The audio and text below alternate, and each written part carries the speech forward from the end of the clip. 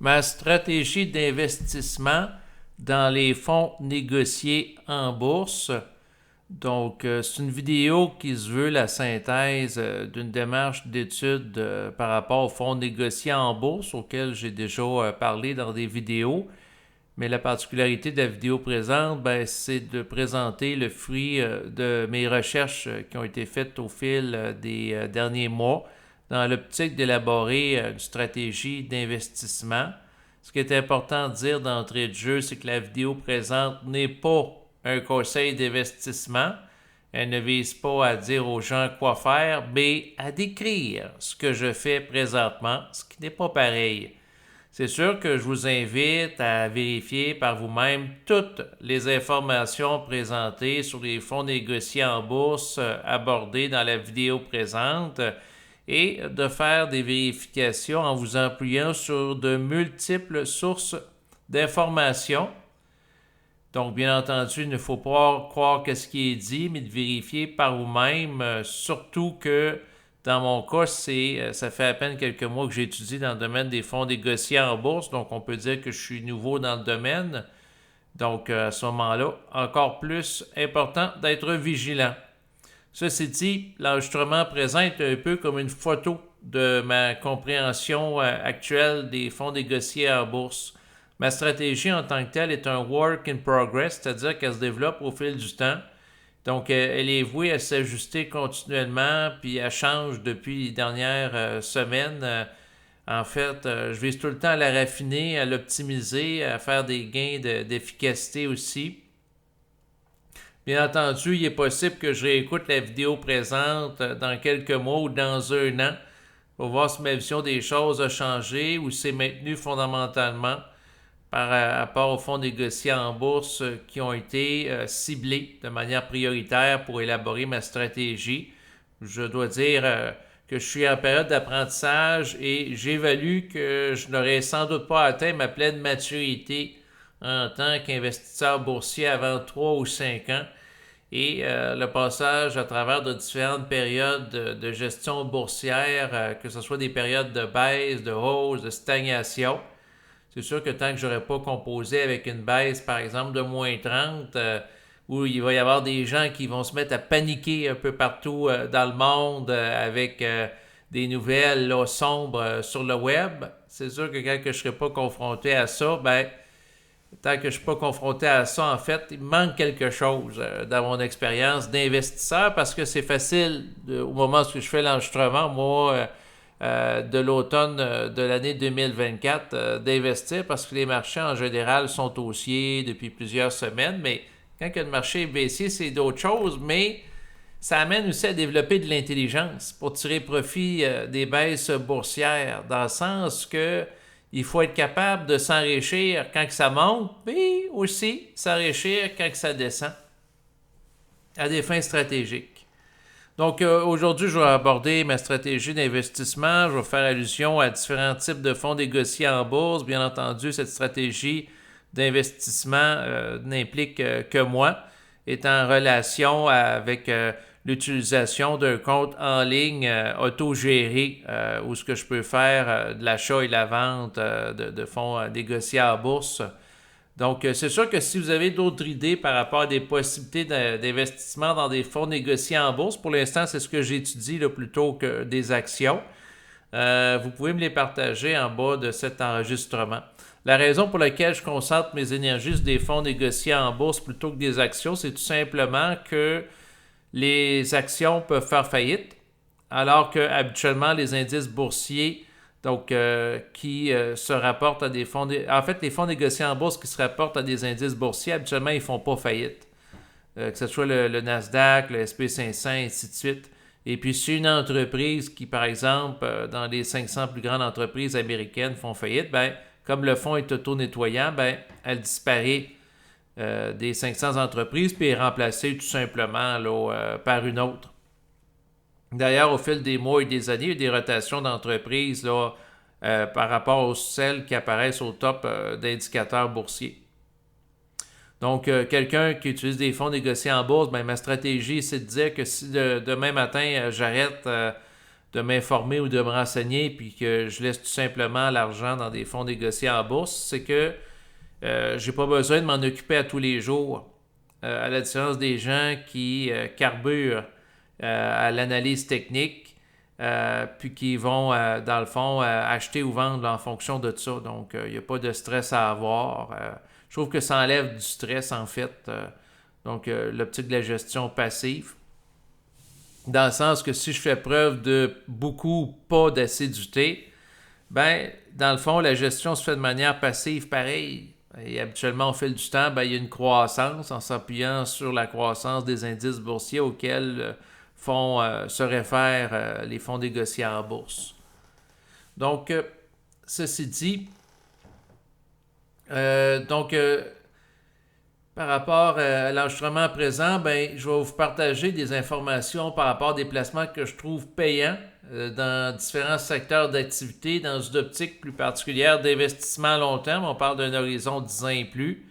Il y en a certains qui peuvent être très, très volatiles, donc très fluctuants, très variables dans le temps, mais bien entendu, ils ont été identifiés et sélectionnés dans le cadre de ma stratégie dans une optique de surperformance des indicateurs du marché, donc par rapport à des indices boursiers comme le S&P 500, Nasdaq et aussi MSCI World par rapport à l'aspect international, tandis que le S&P 500 et le Nasdaq, naturellement, c'est par rapport aux États-Unis, mais en réalité, le MSCI World, en y pensant bien, ben, c'est essentiellement américain. Il y a à peu près 70% des entreprises qui y figurent, qui se rapportent dans le fond au-dessus de 20 pays différents, que c'est des entreprises, c'est en fait des placements américains, là. Donc, c'est sûr que pour ce qui est de ma stratégie plus particulièrement, je vise à privilégier le dollar américain que canadien, car je vis au Québec et je transige avec ces deux monnaies. En priorité, naturellement, je vise à investir en dollars américains, car habituellement, les fonds négociés en bourse de type américain ont moins de frais de gestion que ceux en dollars canadiens par rapport au même type d'indice. Si on prend par exemple le Nifty 50 par rapport à l'Inde, bon, ben, j'ai regardé pour un fonds en dollars canadiens puis en dollars américains, puis naturellement, les frais de gestion étaient vraiment plus bas là, en dollars américains. C'est pour ça que je vise ce modèle-là en priorité. Sinon, ben, en fait, ma stratégie, ce que je dois dire, elle tient compte de la vidéo présente. Donc, si vous regardez à l'écran, la vidéo que j'ai trouvée très intéressante, que m'a partagé là, un correspondant là, sur Facebook, qui s'intéresse également, comme moi, là, à la finance. D'ailleurs, je le salue s'il m'écoute. Donc, elle s'intitule « Arrêter d'acheter ces ETF ». Donc, ETF, c'est l'expression anglophone pour parler de fonds négociés en bourse. Donc, arrêter d'acheter ces ETF, MSCI World et Emerging Markets, donc les marchés émergents. Et le MSCI World, pourquoi? Ben, c'est parce que le MSCI World comporte essentiellement des actions d'entreprises américaines d'environ 70%. Et puis, les frais de gestion sont souvent plus élevés qu'un fonds, dans le fond, négocié en bourse avec le S&P 500. Donc, c'est sûr que si on pense, par exemple, à un fonds qui va avoir, si on prend, par exemple, le Vanguard, dans le fond, VOO, qui va avoir 0,03% de frais de gestion. C'est vraiment pas beaucoup là, à comparer de plein de fonds. En fait, dans la vidéo, ce que ça m'amène à réaliser, c'est que comme le marché présentement est mondialisé, eh bien les entreprises dans le monde, lorsqu'elles sont en baisse avec l'indice du MSCI World, en fait, c'est généralement en relation avec les indices américains qui sont en baisse aussi, comme le S&P 500. Donc, à un moment donné, ben, je m'étais intéressé aux fonds négociés en bourse par rapport aux produits d'iShares. Il y a par rapport aux iShares, donc ça c'est le tableau. En fait, je ne vais pas venir ici tout de suite. Il y a le iShares Core MSCI EAFE-MI Index ETF, XEF pour les lettres. Bon, par rapport à ce fonds-là, négocié en bourse, en fait, il reprend les entreprises autres que celles américaines, comme des entreprises en Europe et en Asie. À première vue, quand j'ai entendu parler de ce fonds-là, je trouvais ça intéressant. Je me dis, ça va me permettre de me diversifier par rapport au marché américain. Comme ça, si le marché américain est en baisse, ben, peut-être que le marché asiatique ou européen va rester en hausse. Mais comme l'explique la vidéo suivante, c'est que ce qui arrive, c'est que si, puis on va regarder le graphique, vous en regardez ici, ça c'est le graphique qui se rapporte au SP500, donc les 500 plus grosses entreprises américaines, là, leur fluctuation sur une période de 5 ans. Et si vous regardez par rapport au fonds négocié en bourse XEF, si vous regardez, c'est exactement le même type de courbe qui est reproduit là, que celle avec le SP500, là, où vous voyez ici il y a un creux. Donc au mois de mars 2020. Ensuite, vous avez un autre creux ici là, pour le mois d'octobre 2022. Puis c'est la même chose, mars 2020. Puis ensuite, au mois d'octobre 2022 aussi le creux. Fait que ça veut dire quoi?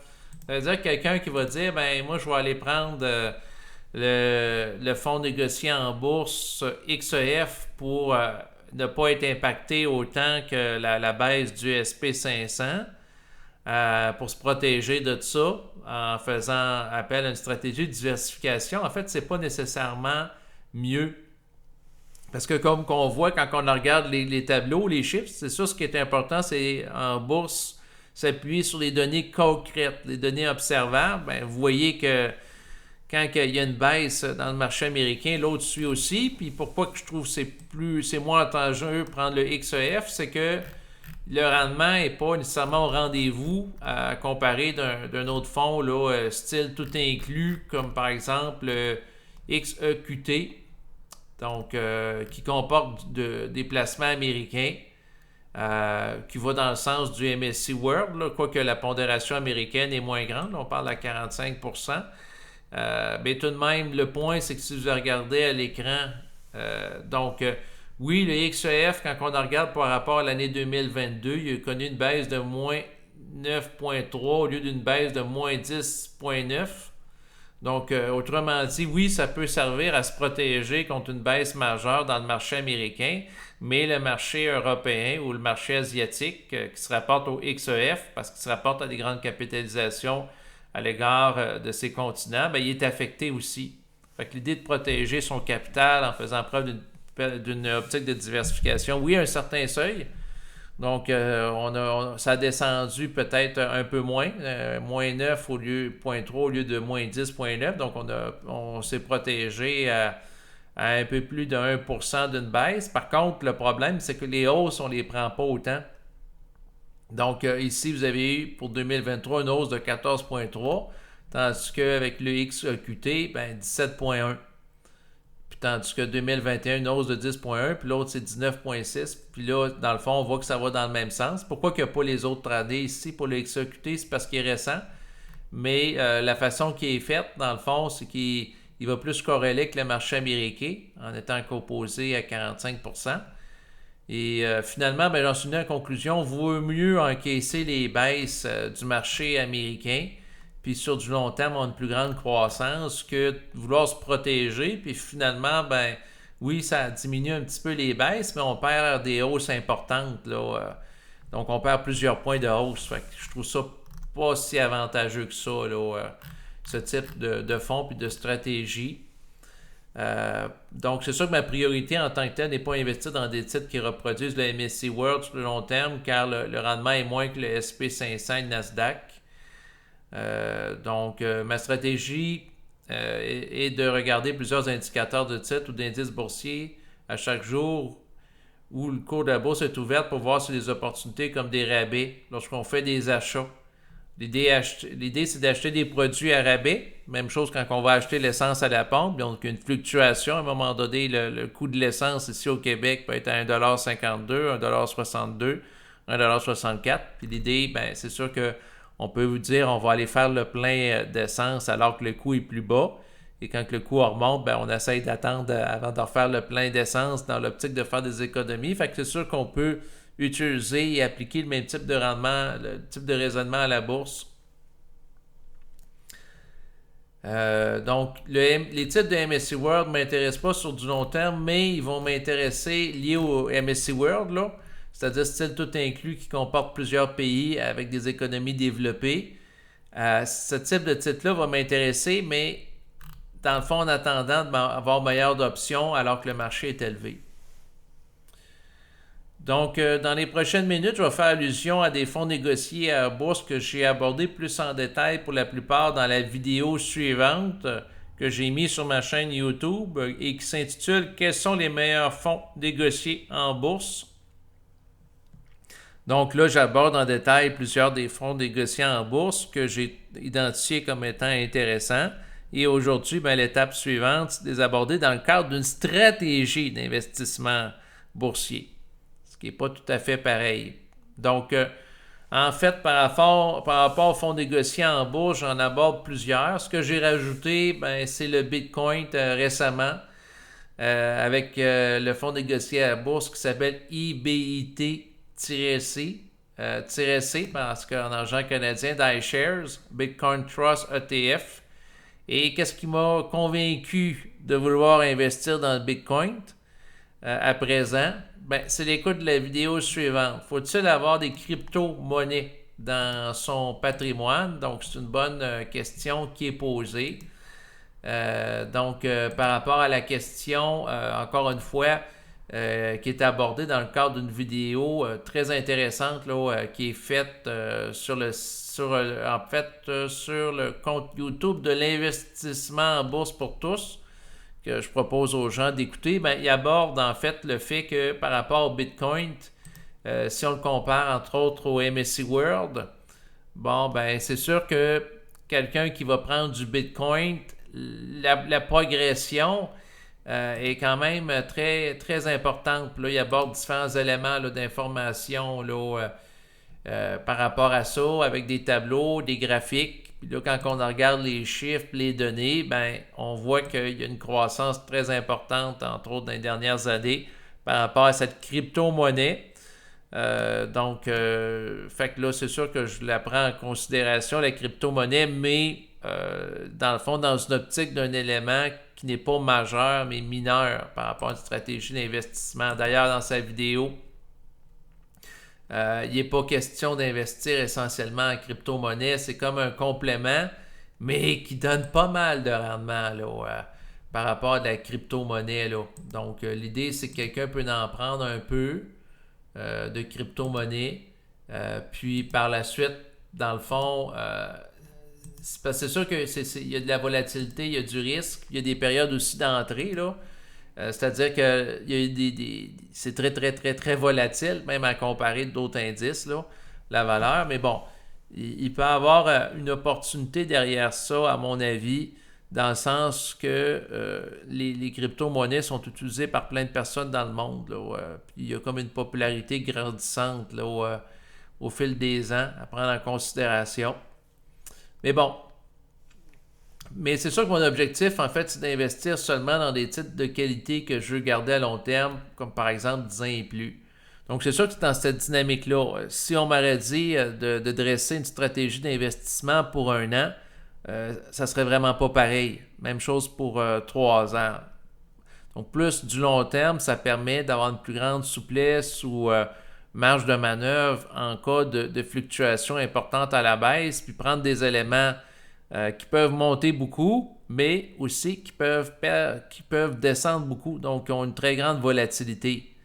C'est plus facile de vivre avec une grande volatilité par rapport à des investissements à long terme, surtout s'ils sont en relation que des indices boursiers sur le plan historique qui ont continuellement monté sur plusieurs décennies. Prenons par exemple le SP500 et le Nasdaq. Donc, c'est sûr, c'est dans l'optique d'investir dans des produits que je suis prêt à garder long terme, ce qui fait en sorte que si le contexte fait en sorte que, par exemple, il y a une baisse majeure, puis je serais pris à être collé avec ces fonds négociés en bourse, l'idée, c'est que je sois content d'être avec eux autres, même si une baisse majeure d'imprévu au moment qui arrive, à un moment donné. Si je suis collé avec ces fonds-là, je pars de la perspective que j'évalue comme un potentiel à long terme, c'est-à-dire d'augmenter de nouveau Fait que c'est vraiment dans cet esprit-là que j'ai investi, puis c'est important de le comprendre pour saisir la logique qui est derrière mon propos. Donc, ma stratégie de placement en dollars américains, donc j'ai identifié le Nasdaq 100 qui va être en corrélation avec le SP500. Il y a des fonds que je trouve intéressants par rapport au SP500 comme le SPXL, dans le fond, qui est à l'effet levier, qui amplifie la fluctuation du SP500. Ensuite, pour ce qui est du Nasdaq, il y a le TQQ à effet de levier qui amplifie la fluctuation du Nasdaq 100. Mais il y a aussi le QQQ ou le VGT, c'est par rapport au secteur technologique qui peuvent être intéressants aussi à considérer. Bon, pour ce qui est du marché canadien, le TSX, je n'investirai pas naturellement en dollars canadiens, en dollars américains, mais je vais investir en dollars canadiens pour ce type de placement-là, qui est à la base à l'égard d'actions. Donc, ces fonds négociés-là en bourse se rapportent à des actions en dollars canadiens. Donc, pourquoi ne pas investir en dollars canadiens, étant donné que c'est la devise de base à laquelle j'ai accès en tant que Canadien. Sinon, pour ce qui est du secteur de l'Inde, en m'appuyant sur l'indice du Nifty 50, donc il y a le fonds négocié en bourse INDA-U, qui se rapporte aux plus grandes entreprises indiennes. Sinon, ben, c'est sûr qu'il y a aussi l'or qui m'intéresse à effet de levier. Il y a le UGL-U, ou tout simplement l'or standard, le IOM, ça fait penser comme AOM, donc qui est un fonds négocié en bourse qui vise à reproduire l'or. L'or, dans le fond, en lien avec des fonds négociés en bourse, ça peut être d'investir dans une perspective de se protéger contre l'inflation, entre autres. Ensuite, j'ai identifié le cuivre comme métaux avec COPX, stock. Ensuite, les semi-conducteurs avec le SOXX, stock, en dollars américains. Semi-conducteurs, c'est par rapport à des puces informatiques, entre autres. Je pars de la perspective que dans les prochaines années, on va sans doute créer de plus en plus d'appareils dits intelligents avec des puces électroniques à l'intérieur. Ensuite, il y a la blockchain, BKCH, ETF. Donc, la blockchain qui est en relation avec les crypto-monnaies. Donc, la blockchain permet aux crypto-monnaies d'exister comme le Bitcoin avec le IBIT-U. Donc, ça, c'est le fonds négocié en bourse que j'ai ciblé. Donc, c'est tous des fonds négociés en bourse en dollars américains. Comme mentionné tantôt, c'est ce que je vise en priorité, étant donné qu'en dollars américains, il y a plus de volume habituellement dans les fonds négociés en bourse qu'en dollars canadiens et les frais de gestion sont moindres. Sinon, ben, en dollars américains, il y a le VT-U, c'est un tout inclus qui va dans le sens du MSCI World que je parlais tantôt, là, avec une variété d'entreprises. Donc, c'est sûr que l'un des défis, c'est que je voulais identifier des fonds négociés en bourse qui ne vont pas nécessairement corréler avec le SP500 pour que si le SP500 est à la baisse, ben, qu'il y ait d'autres options qui, par exemple, sont à la hausse ou vice-versa. Parce que l'idée, c'est que si, admettons, le SP500 est élevé, c'est moins intéressant d'acheter des fonds négociés en bourse si rapportant. Donc, c'est comme un produit qui est plein prix, c'est moins intéressant. Par contre, s'il y a une baisse, ben, c'est un peu comme acheter un produit à rabais. Donc, si le SP500 est à la hausse, quels seraient les indices boursiers à la baisse qui se rapportent à des fonds négociés en bourse qui donnent un rendement? Et ça, c'est pas nécessairement évident à trouver parce que ça se peut que le marché américain soit à la baisse, mais c'est parce que ça se peut qu'un autre secteur soit à la hausse, mais que le rendement n'est pas nécessairement très fort ou au rendez-vous. Fait que c'est moins intéressant. Comme par exemple, quelqu'un qui va acheter des obligations qui vont être à la hausse alors que le marché est à la baisse. Ouais, mais si l'obligation donne un rendement qui n'est pas tellement intéressant, c'est pas nécessairement payant, là. Mais ce que j'ai regardé, c'est un exercice que vous pouvez faire aussi, c'est que rien vaut mieux que faire l'étude en s'appuyant sur des faits. Vous pouvez regarder c'est quoi le graphique du SP500 dans les 5 dernières années. Là, ça, regarder par rapport à des fonds négociés en bourse si leur fluctuation est similaire en termes de courbe, comme j'en ai parlé tantôt. Donc, on voit qu'il y a de la similarité ici. Ensuite, il y a le Nasdaq 100. Vous voyez que ça va dans le même sens que le SP500. Là, le même type de courbe est produit. Donc, ça veut dire quoi? Ça veut dire que les deux indices, c'est vraiment similaire. Ensuite, le TSX au Canada. Donc, vous voyez que ça va dans le même sens avec le même creux en mars 2020. Donc, à quelques détails près, là. Donc, en termes de fluctuation. Pour ce qui est de l'Inde, le Nifty 50, vous voyez, il a été à la baisse aussi là, dans le coin du mois de mars 2020, le fameux creux dans la période dite de pandémie.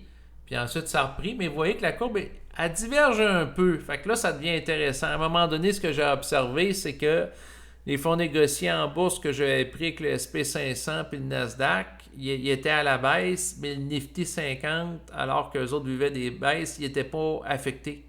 Puis même, il était à la hausse. Donc, il y a une certaine indépendance, mais pas absolue, là. Mais ça devient intéressant quand même à prendre en considération parce que si, par exemple, le SP500 est élevé, mais pendant ma journée, je vais voir les Nifty 50 qui est à la baisse, puis si la baisse est importante, ça peut être une fenêtre d'opportunité pour acheter, par exemple, des actions, pas des actions, des fonds négociés en bourse en lien avec les Nifty 50 par rapport à l'Inde. Ensuite, si on regarde par rapport à l'or, l'or, ce qui est intéressant, c'est que la courbe diverge par rapport au SP500. Là. Il y a de la divergence plus marquée que le Nifty 50, je trouve, quand on le regarde à l'écran.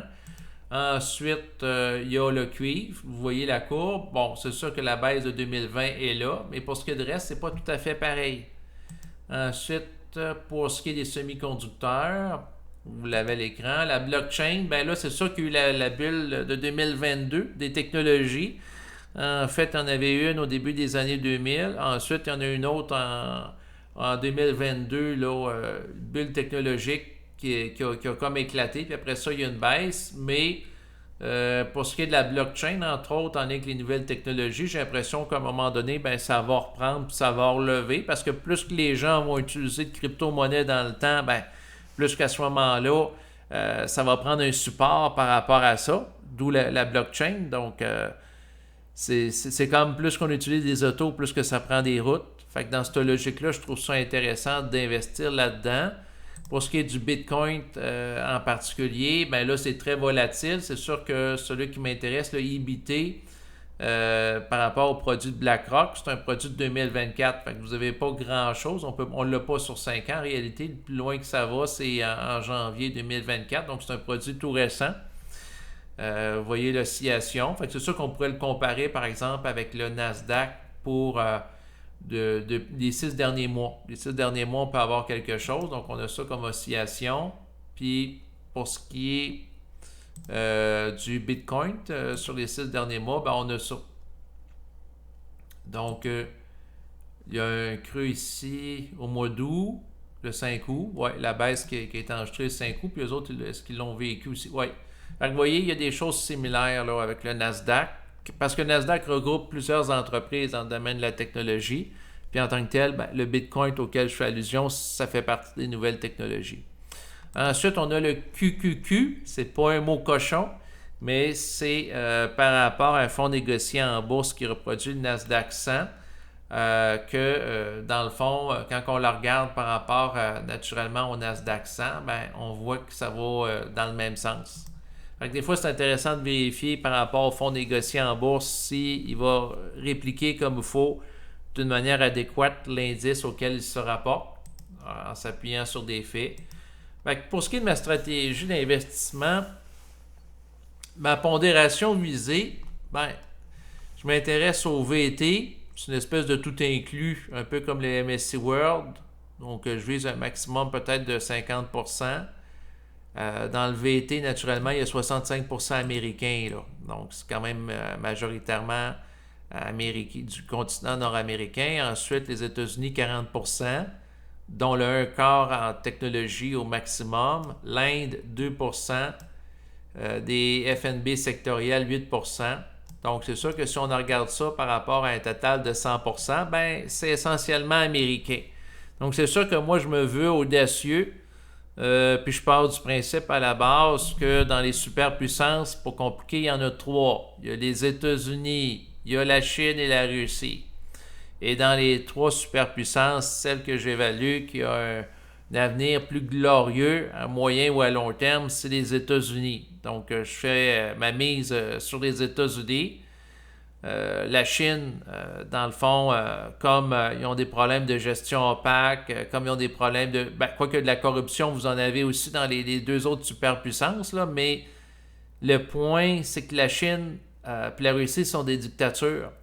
Donc, ils sont moins propres à l'émergence de l'individualité, la créativité aussi, qui est plus propice à l'émergence de nouvelles idées d'affaires, de nouvelles technologies. D'ailleurs, aux États-Unis, on a la Silicon Valley, qui est un des endroits dans le monde qui est vraiment à la fine pointe des nouvelles technologies, qui va, dans le fond, désigner les tendances d'avenir là, en termes de technologie, puis beaucoup de développement technologique au cours des dernières années, ce qui fait en sorte que j'ai tendance à vouloir investir dans la technologie, étant donné que, à mon avis, c'est un secteur qui présentement, il est en émergence, il est en essor, et il sera également en essor, j'ai l'impression, dans 10 ou 20 ans. Fait que pour moi, ça ne me fait pas peur d'investir, entre autres, dans le Nasdaq 100, qui se rapporte aux 100 plus grosses entreprises du secteur de la technologie là, aux États-Unis. Là.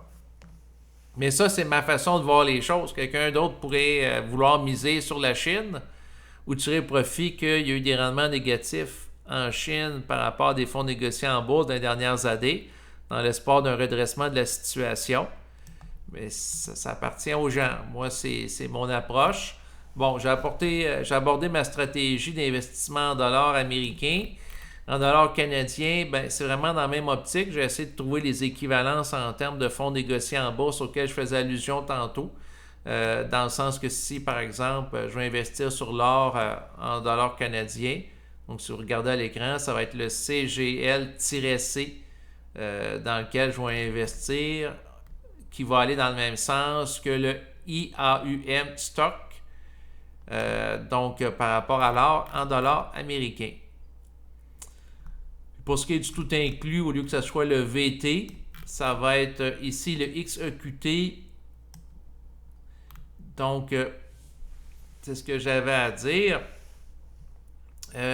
Mon approche, c'est d'investir dans des fonds négociés en bourse précis, spécifiques, lorsque certains indices boursiers sont faits, que ce soit le Nasdaq, TSX, Nifty 50 ou autres. Donc, c'est sûr que dans une journée où je vais faire l'étude de la bourse, moi, ce que je vais avoir ouvert à l'écran, ça va être par rapport aux indices que je peux regarder quelques fois par jour, comme ici, vous avez le Nasdaq 100, le TSX pour le Canada, Nifty 50 pour l'Inde, IUM, ça c'est par rapport à l'or, ensuite le cuivre, ensuite les semi-conducteurs, la blockchain et aussi le Bitcoin. Fait que là, on peut aller les voir une fois de temps en temps, puis en ayant ouvert les fenêtres sur son ordinateur, puis par la suite, en lien avec ça, je peux les passer en revue. Si je vois qu'il y en a un qui devient anormalement plus bas que les autres, ça peut être une opportunité d'investir dedans. Puis si je vois qu'ils sont tous élevés sur plusieurs jours, je peux dire qu'au bout de ma semaine, par rapport au montant que j'avais prévu investir pendant ma semaine, je peux aller prendre un fonds VT. En fait, c'est pas vrai ce que je dis parce que le fonds VT est quand même assez élevé. Fait que j'en achèterai pas nécessairement à tous les semaines.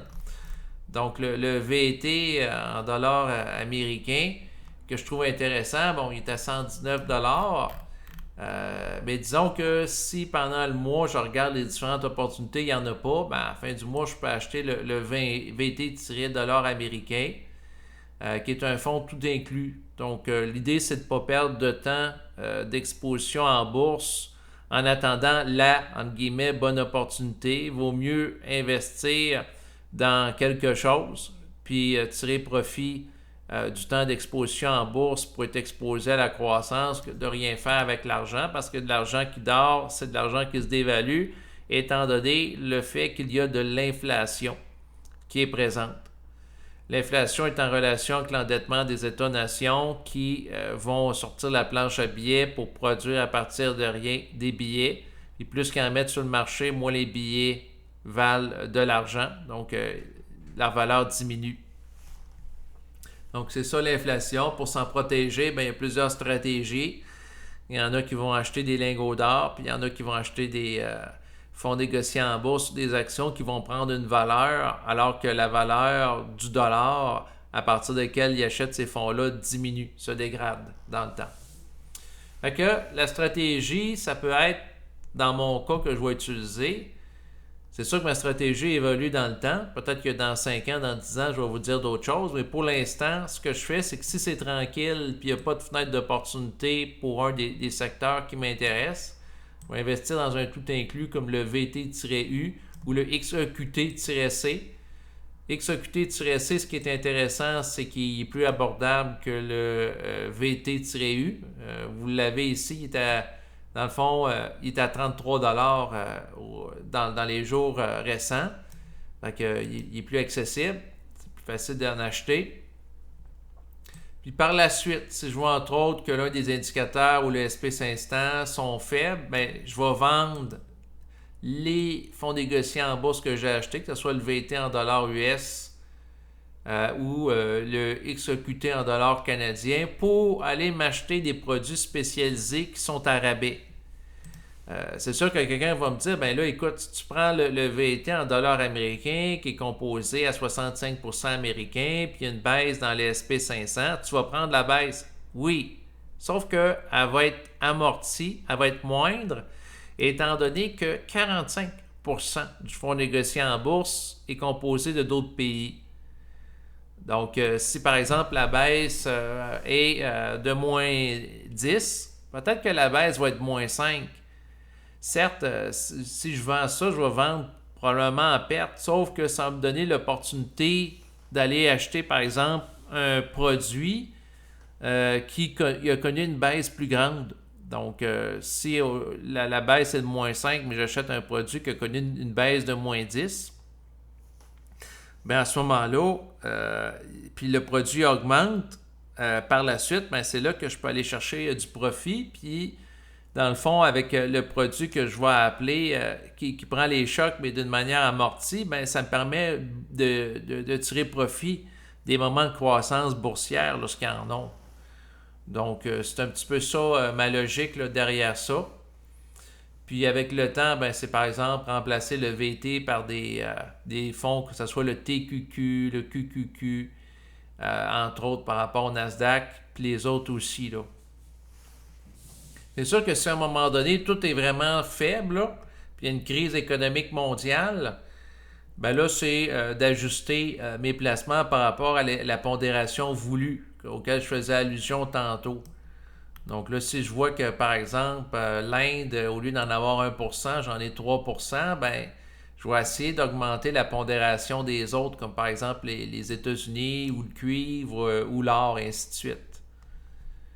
Donc, c'est sûr que mon optique, c'est d'investir de manière constante à chaque semaine ou à chaque mois parce que, comme je dis tantôt, si on attend trop le bon moment, on peut attendre longtemps. Puis on peut perdre des rendements boursiers là, en n'étant pas exposé au marché. En particulier, dans mon approche de la bourse, c'est que si je vois que 7% et plus de baisse d'un indicateur, ben là, ça peut être, à mon avis, une fenêtre d'opportunité pour en prendre davantage par rapport, dans le fond, à l'action s'y rapportant. Donc, si je vois, par exemple, que le Bitcoin est à la baisse de 7% et plus, ben ça peut être l'occasion d'en acheter.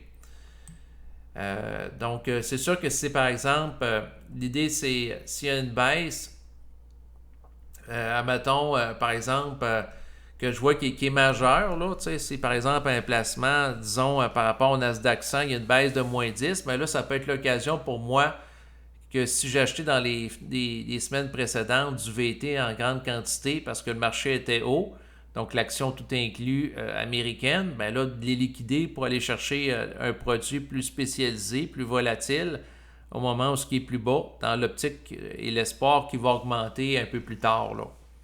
Donc, si par exemple quelqu'un achète un placement à 10% de moins que le montant que connu à son sommet et que pendant l'année courante, il attend de nouveau ce sommet, bien, la personne fait environ 10% de profit, là. Donc,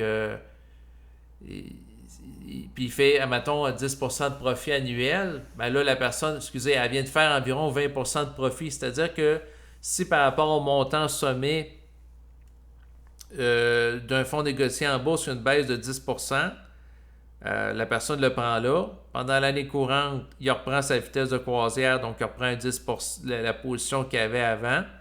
Puis par la suite, il y a une augmentation de 10%. Ben là, la personne, elle vient de faire 20% de rendement au total, ce qui est intéressant. Donc, c'est sûr que l'idée, concrètement, là, à travers mon propos, parce que c'est sûr que ça peut paraître abstrait, c'est que par rapport au QQQ, qui vise à répliquer le Nasdaq 100, bon, ben, si quelqu'un, par exemple, l'aurait acheté en date du 6 août 2024, on voit qu'il y a eu un creux de courbe ici, là, une baisse majeure importante à comparer là, du 9 juillet, et que le produit va augmenter de nouveau. Bon, ben c'est là que la personne fait du profit. Fait que l'idée, c'est d'être à l'affût des opportunités pour acheter au bon moment, puis être à l'affût aussi d'opportunités pour savoir vendre au bon moment. Mais ça, c'est pas évident parce que les marchés sont instables, les marchés sont imprévisibles. Par contre, on peut regarder les antécédents du produit financier pour porter un jugement critique dans une perspective d'évaluation hypothétique à long terme. Donc, fait que c'est sûr que si, par exemple, je vais voir les marchés pendant une journée, bon, je vois que le marché est haut, habituellement, je ne fais pas grand-chose. Mais si je vois que le marché est baissier, comme c'est arrivé le 6 septembre dernier, bon, pendant la journée du 6 septembre, j'avais regardé ça, c'était à la baisse, à la baisse, à la baisse. Bon, ben là, c'était une occasion d'acheter. Puis quand que je vois que c'est à la baisse d'une manière importante, parce que le 6 septembre, il y avait eu, dans les jours qui précèdent cette date-là, puis au total, c'était à peu près 6% de baisse. Bon, ben là, ça devient intéressant dans une surveillance rapprochée. Et mon objectif le 6 septembre dernier, ben, c'était d'entrer sur le marché au moment où le titre commençait à remonter ou qui était très bas.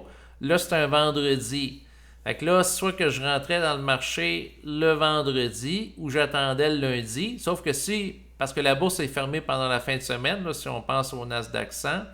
Donc, si j'attends le lundi, peut-être que le lundi, la bourse va partir haute ou va partir bas, étant donné l'état des nouvelles pendant la fin de semaine qui vont amener les investisseurs à réagir par rapport à ça. Donc, c'est sûr que dans le cas du 6 septembre, le vendredi, ben, moi, j'avais choisi de rentrer sur le marché alors qu'il était baissier en fin d'après-midi. Et donc, ça a été, avec le recul, une belle opportunité. Par rapport aux dernières semaines, là, c'est sûr qu'après ça, il y en aura peut-être d'autres. Donc, on verra bien. Là. Mais c'est de faire preuve de vigilance. Puis là, je regardais la bourse d'heure en heure. Puis là, je voyais qu'elle baisse. Puis là, si j'avais vu qu'à un moment donné, elle commençait à monter, là, probablement que j'aurais acheté à ce moment-là. Alors qu'il y avait eu un creux important. Puis là, ça monte un petit peu. Ouais. Ou là, j'avais décidé d'acheter bas. Mais bref. C'est qu'il y a des fenêtres d'opportunité qui sont là, mais il faut avoir la vigilance et la rapidité aussi d'agir parce que c'est une question de secondes ou de minutes. Parce que si la bourse se ferme à 16 heures, bon, ben, il faut que la transaction soit faite avant ce moment-là. Puis c'est sûr que si je vois qu'il y a une baisse majeure, là, style une correction importante entre 10 et 30%, une correction, disons, de 15% et plus, mon objectif, c'est d'aller chercher le montant total que je serais prêt à investir pendant le mois courant pour rentrer sur le marché. Donc, pour tirer profit de ça, au lieu de répartir ça sur plusieurs semaines. Sinon, ce qui peut être intéressant de considérer, c'est que par rapport aux plateformes de courtage en ligne individuelles, comme Disney, bon, ben, quelqu'un peut programmer des alertes, comme moi je l'ai fait, là. C'est que si la bourse est élevée, je peux mettre des alertes que s'il y a une baisse de 8% et plus par rapport à un titre de qualité qui m'intéresse, donc l'un des fonds négociés en bourse que j'ai étudié précédemment, pour pouvoir le prendre puis l'acheter. Donc, s'il y a une baisse de 8%, puis par la suite, le fonds reprend sa vitesse de croisière, un peu comme pour l'essence. Il y a sans doute des gens qui m'écoutaient qui vont regarder la fluctuation du coût de l'essence. Bon, à un moment donné, l'essence, ça vaut 1,64 $. Quelques jours plus tard, 1,54 $. Puis après ça, ça s'augmente, augmenté, puis ça reprend 1,64 $, 1,65 $, une baisse à 1,56 $, ainsi de suite, une fluctuation. Puis plus que ça on avance dans le temps, plus que c'est élevé en général. Donc, c'est un petit peu le même principe sur lequel je m'appuie. Donc, si je vois que je peux me programmer par rapport à un fonds négocié en bourse que s'il y a une baisse de 8%, d'être averti. Puis j'ai fait des tests, j'ai reçu des alertes par courriel pour me dire, il y a eu telle baisse pour tel titre. Puis là, je décide d'acheter ou pas. Par rapport au XID-C, qui est un fonds négocié en bourse, à un moment donné, quelques jours, il était à 58,67. Si je le divise par 8, ça fait 7,33. Et je m'étais mis une alerte que s'il tombait à 51,34, que Disnat m'envoie un courriel pour m'avertir. Là, ça peut être l'occasion d'acheter. Donc, c'est ce que j'ai fait pour la plupart des titres qui m'intéressent, que j'ai ciblés. On peut se créer aussi des alertes que si, par exemple, la moitié d'un titre est perdu de sa valeur, par rapport au montant qui était venu le plus haut lors de l'année précédente, que ça peut être une fenêtre d'opportunité. Peut-être que là, je suis un petit peu abstrait, là, mais je vais essayer d'être plus clair en m'appuyant sur un exemple concret. Toujours avec le XID, qui est un fonds négocié en bourse. Si le fonds il est à 57,53 aujourd'hui, qu'il avait été à 46,20 il y a un an, il y a un écart de 11,33 $ à un an. 11,33 divisé par 2, ça donne 5,67 $. Donc, le titre qui vaut 50, si le titre vaut 57,53 aujourd'hui, qu'il baisse de 5,67 $, qui est la moitié, par rapport à la moitié de la valeur qu'il a pris, et qui passe à 51,86, à ce moment-là, je m'envoie moi-même une alerte dans l'optique d'avoir l'information si je veux l'acheter à ce prix-là. Donc, on peut programmer des alertes pour acheter certaines actions à certains prix. Donc, ça peut être intéressant. Sinon, en lien avec, naturellement, le développement de ma stratégie boursière, en parallèle avec ça, j'ai lu un livre qui s'appelle « Buffett et compagnie » de Pierre-Luc Poulain.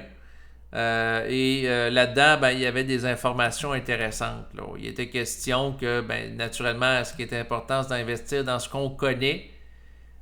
Donc, d'où l'importance de bien se renseigner par rapport aux actions ou les fonds négociés en bourse dans lesquels vous voulez investir par rapport à leurs propriétés techniques, à savoir c'est quoi le coût des frais de gestion, leur actif net, leur composition en termes sectoriels, donc par rapport au secteur, que ce soit la technologie, les soins de santé, etc., mais aussi par rapport au pays, donc au niveau géographique, donc si des entreprises logées aux États-Unis, en Inde, etc.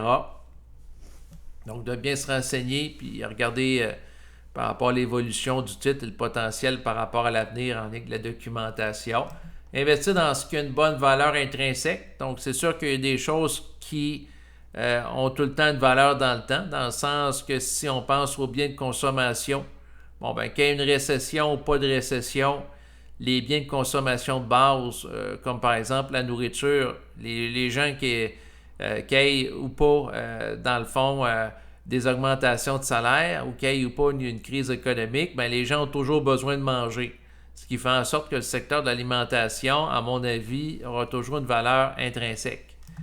Donc, l'idée, c'est d'investir dans ce qu'on évalue qui va prendre de la valeur naturellement. Si on pense, dans mon cas, comme je l'avais déjà dit dans une vidéo précédente, j'ai investi par rapport aux entreprises indiennes, étant donné que c'est un des pays qui a une plus grande croissance économique au fil du temps et en lien avec l'Inde, la population est jeune puis elle augmente, ce qui fait qu'elle a une force considérable de travail.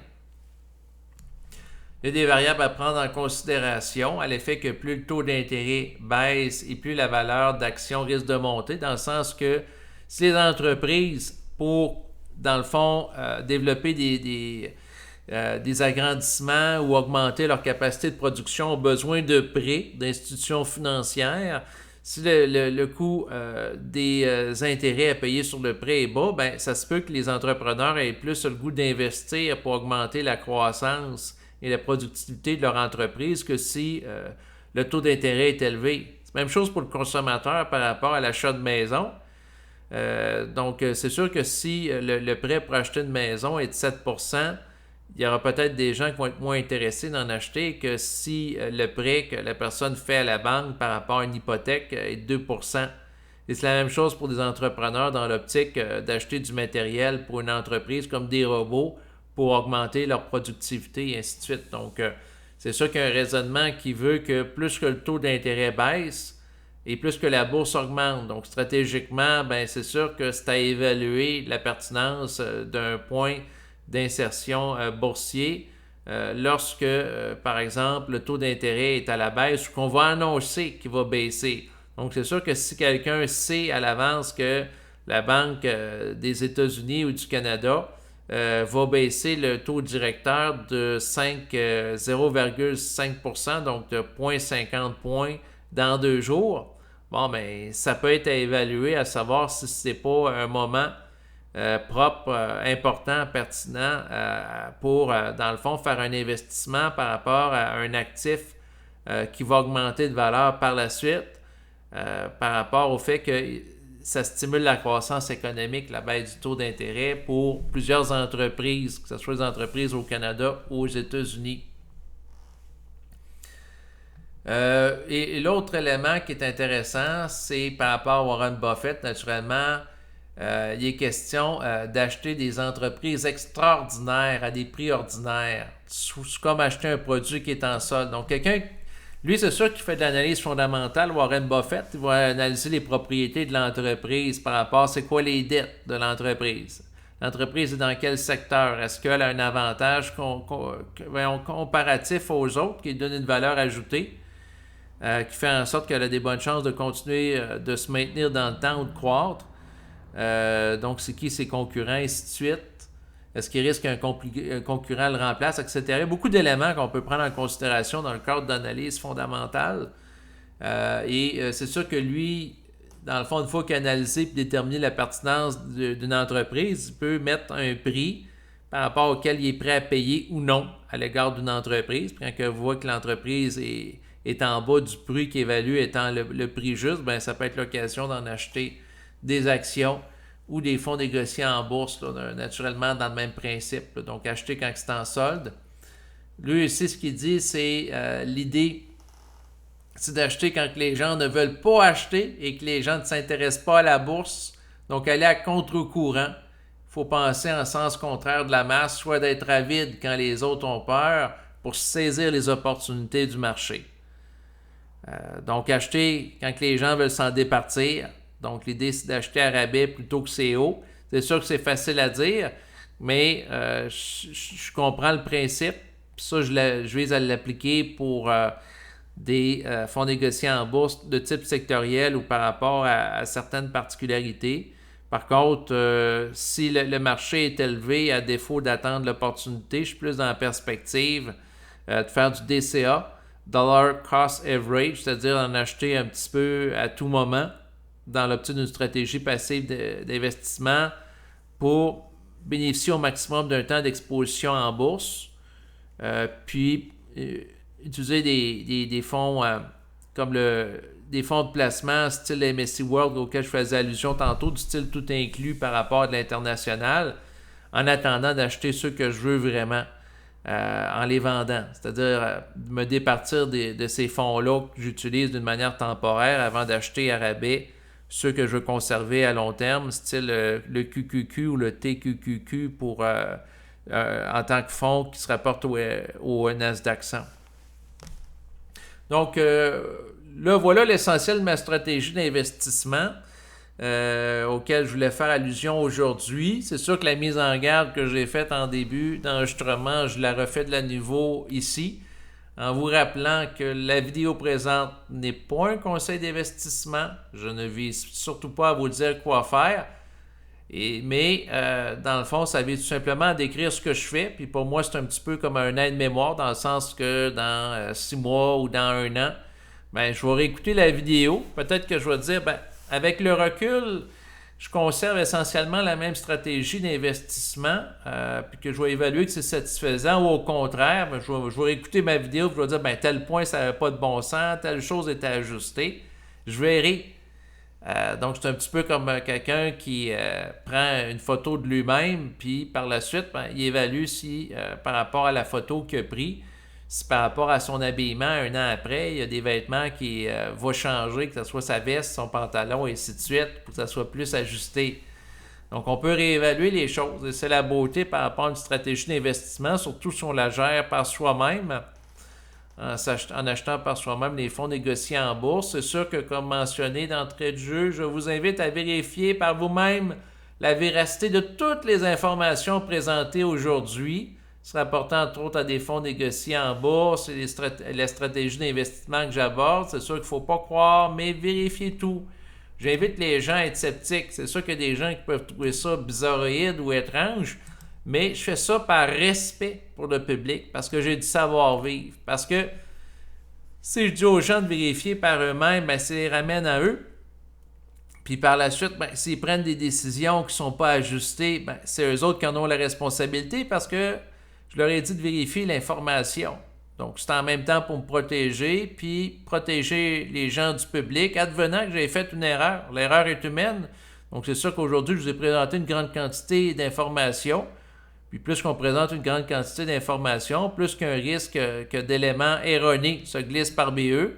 C'est sûr que je n'ai pas l'intention de faire des erreurs, mais la vie étant ce qu'on est, le cerveau humain qui peut avoir tendance à déformer l'information, ben, ça devient, à mon avis, en prenant en considération cette réalité, pertinent de faire ce type de mise en garde. Et en terminant, s'il y a des gens qui ont envie de me partager des informations par rapport à, dans le fond, à des fonds négociés en bourse qu'ils trouvent intéressants, ou des éléments à prendre intéressants, qu'ils trouvent intéressants à prendre en compte dans une optique d'une stratégie d'investissement, ben, c'est sûr que vous pouvez me partager là, ce type d'informations en bas de la vidéo présente. Donc, un espace qui est réservé là, aux commentaires à cet effet.